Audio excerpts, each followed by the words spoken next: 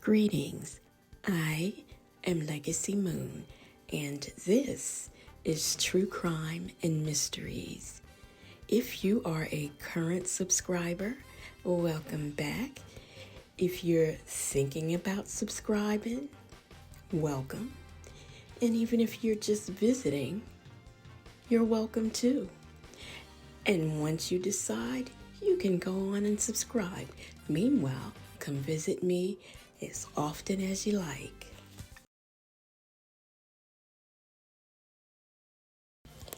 Okay, so listen.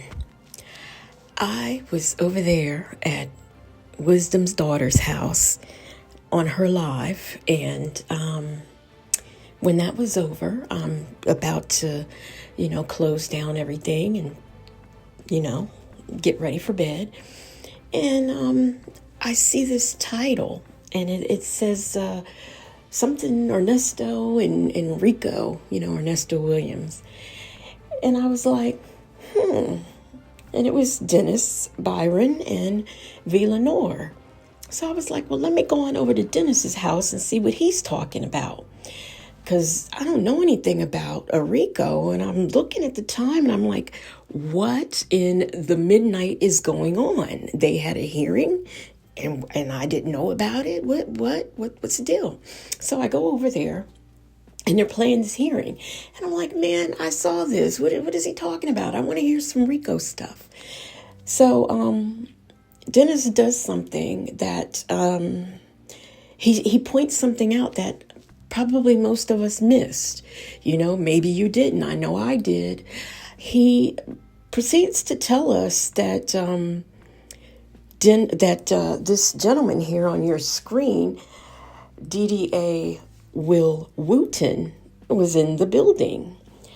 He was at the hearing. Now, the funny part about it is he was just sitting there, never said a word. And I think we were so focused on Judge Manning and what was going on with Ernesto that we just it didn't even click. He also pointed out that before Judge Manning started the case, she said, oh, Mr. Wooten, you're here for the add-on. Well, we know Nesto was the add-on. And, he just, kind of nodded, maybe, I guess. I don't even know if he did that. But she proceeds on with, the proceedings. She talks to Hannah. Hannah does her thing and, we've agreed to $3,000 consent on this charge, $9,000 total on that charge, $15,000 total on that charge. And then, of course, the CP case comes up. Meanwhile, let me remind you, Judge Manning acknowledged that Mr. Wooten was there, and he was there for the add-on, still has not said a word. So when, Hannah Rondon is confused and she's saying, this was dismissed, it's still on here. And, Judge Manning's like, well, I didn't get anything. And so that's when DDA Winfrey decides to jump in, and she, I can answer that. She says, we might bring that back at an indictment. So, for everybody, you could hear a pin drop. And, Hannah's like, I know I'm saying, like constantly, but I'm just so mind blown. So, Hannah is looking kind of flustered. And by then everybody's looking flustered who's on that side, the opposite side. And, she was like, DDA Winfrey is like, well, I can file the dismissal if you want me to, but, by the way, again, we're going to bring this back maybe. So still, Mr. Wooten, who was there for the add-on, does not say a word. And, they go through the things and everything's done. Nesto's still in jail. And what Dennis said to us was that DDA Will Wooten is right under Fonnie Willis. And he mostly prosecutes special cases like Rico's. And Fonnie is kind of like the Rico Queen at this point, but that's what he does. And it was very interesting. And as Dennis pointed out, how he sat there, he was there for that hearing, but never said a word. He just sat there. And then when it was over, it was over. So I'm gonna go with Dennis on this one. I think he's on to something, because why was this special prosecutor there? And he mostly deals with Enrico's. I mean, he was with the Trump thing too.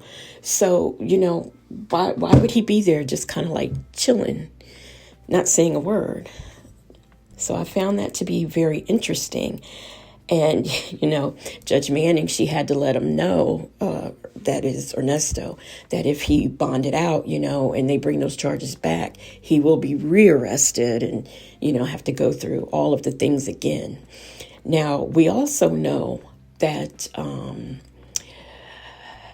DDA Majeski, back when he did Erica's bond hearing, he went through all the things and just everything that they were into. And he talked about, of course, first of all, let me stress that Ernesto cannot have contact with Erica, vice versa. And, he talked about this enterprise that they have. And he had mentioned then a Rico. There's also some mention of a Rico on one of the phone calls from prison calls. And so I really think that that's the direction that this is going into. And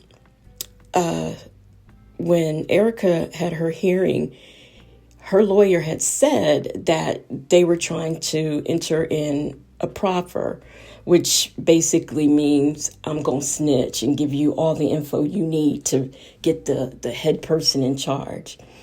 So I don't know. It looks like that's where it's going. Also, I think it's funny that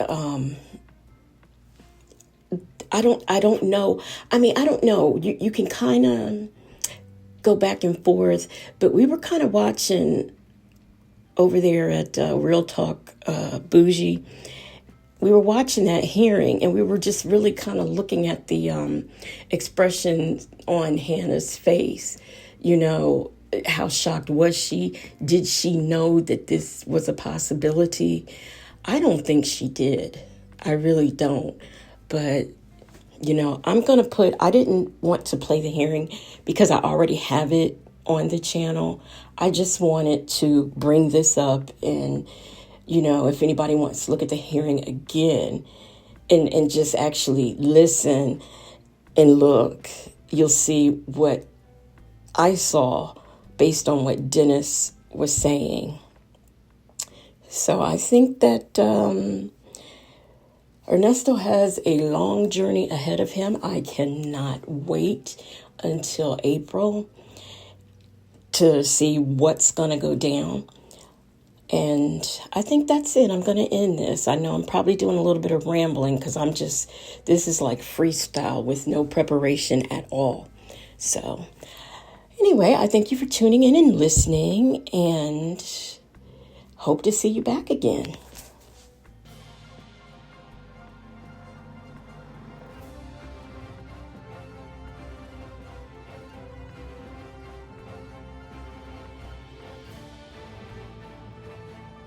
Remember I told you about that man who spent all that time in there. He said his body was in prison, but his mind wasn't. You got to get back to your mind. You got a strong mind. Yeah, so I've been doing that all my life, like Dre said. But some things you can handle. But this right here, this right here, I know. I just don't think I can handle that part. I know. My character That's really hard. And to blast that shit all on TV, I'm fucking dead. That's a death penalty to me right now. That's how I feel right now. That's a death penalty. For real. I know. Don't say that, hon. Yeah, because guess what? Please. You know what you say? I can't use no computer. I can't. That's the life out here. You got to have that. I can't have no internet present, period, around me. That's what the... Wow. That's because of the new charges? Yes. Man, you're going hard. Yes. That's what's going on. Period. Andre, you know the story of Job in the Bible? Not word for word, but I remember everything you mentioned, so yes. Okay. That's what I'm saying Nesto is going through. Yep. Story of Job for no reason, because the devil wanted to show God that once he went through, you know, if times got hard enough, he would turn his back on God. That's right. what the whole story was about, you know. And so God allowed him to do all the things that he did to Job, and all Job wanted to do was die. He just wanted to die. All his friends. Boy, that's how I feel right now. I do. I know. That's why I'm telling Andre this. I know you do. And all his friends came in and said, "Dude, you must have done something. You had to have done something to get all of this going on. You know, what did you do? What did you do? What did you do?" And you know, he didn't do anything. Right. And then after it was all over, God blessed him. All his kids died. His children died. He lost everything. Everything. He had boils all over his body. His health was bad. I mean, he jacked him up. But then after it was over, God blessed him. God blessed him after he prayed for his friends and all of that stuff. God blessed him, blessed him, blessed him, blessed him, blessed. He had more than enough, more than enough. His children, his daughters were the most beautiful in the land. His sons, you know, everything. It was just that. And that's what I liken what he's going through right now. Mm-hmm. That's what I liken it to, the story of Job. Because this came out of nowhere for no reason. Right. You know? And it just, you know, and this is what's happening right now. That's why I'm trying to tell you to try to hang on, honey. Just try to hang on. It's, you know, I know it's hard. I can only imagine. I'm not fighting all that. It's the mind game right now in my head.